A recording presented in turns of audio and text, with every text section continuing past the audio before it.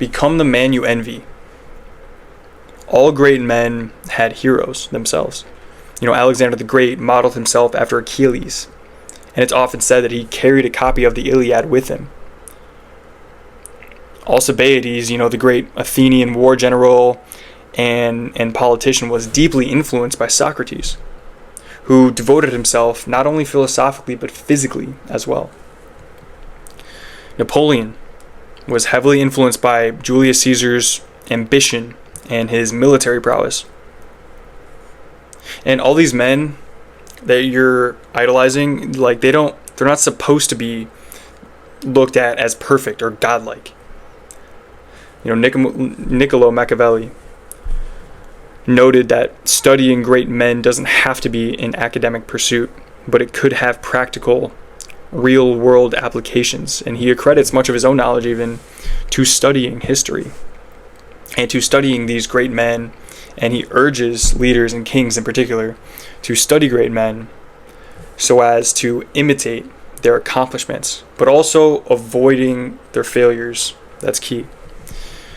And this isn't just like a political or war hero.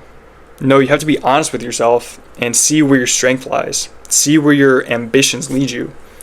It could be great writers and poets like Homer and Shakespeare, or priests like Martin Luther, who led the Protestant Reformation, or gurus like Gandhi.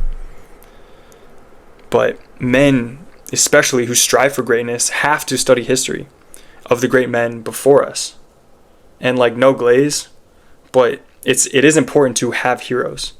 It is important to study what made them great and to incorporate that into your own lives. Study their failures as well so you can avoid them. The roadmap to greatness is already paved for you. You have great men, many, many, many great men.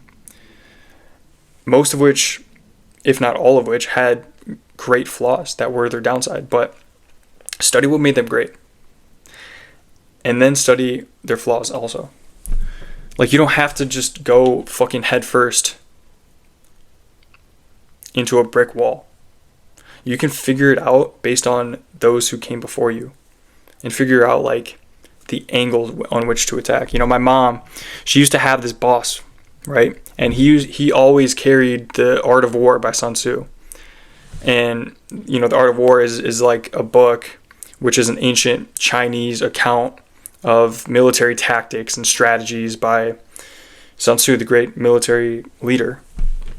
But a manager at the Midwestern region of a pharmaceutical company in the 21st century uses it as a guide for his managerial style. But my mom said that he was one of the best bosses she's ever had. And likewise, we can study these great ancient teachings and ancient figures and apply them to the world today. And we aren't going to battle. We aren't going to battle with swords and shields or, backstabbing politically in ancient fucking Rome. But we do have other battles today, in the workforce, in social settings, in schools, in molding your mind and your body to be sharp and cunning. The battles are different, but, the people are fundamentally the same.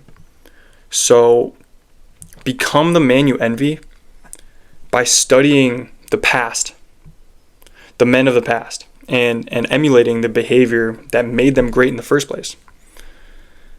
Like I said, they paved the way for us. So we can literally study what made them great and study their failures as well. And in doing so, we pursue greatness ourselves.